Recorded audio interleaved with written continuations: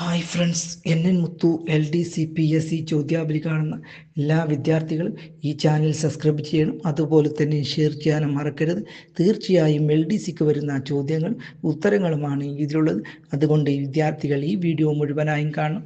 അപ്പോൾ നമുക്ക് ഇന്നത്തെ ചോദ്യത്തിലേക്ക് കിടക്കാം.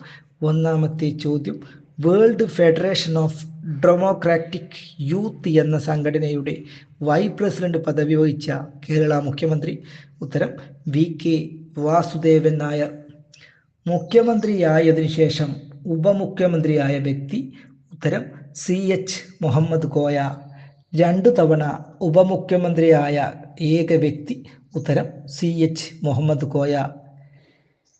MLA, MP, മന്ത്രി, ഉപമുഖ്യമന്ത്രി, മുഖ്യമന്ത്രി, സ്പീക്കർ എന്നീ സ്ഥാനങ്ങൾ വഹിച്ചിട്ടുള്ള ഏക വ്യക്തി. ഉത്തരം CH മുഹമ്മദ് കോയ.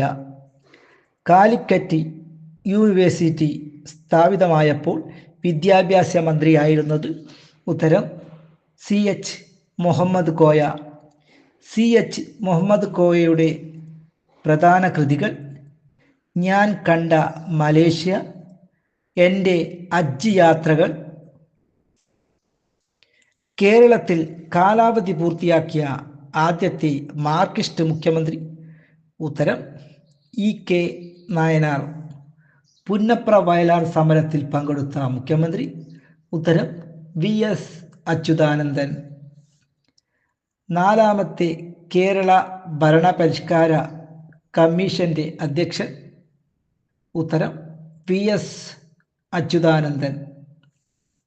VS അച്യുതാനന്ദൻ്റെ ആത്മകഥ. ഉത്തരം സമരം തന്നെ ജീവിതം. ഈ വീഡിയോ നിങ്ങൾക്ക് ഇഷ്ടപ്പെട്ടെങ്കിൽ അടുത്ത വീഡിയോയുമായി വരുന്നത് വരെ നന്ദി, നമസ്കാരം.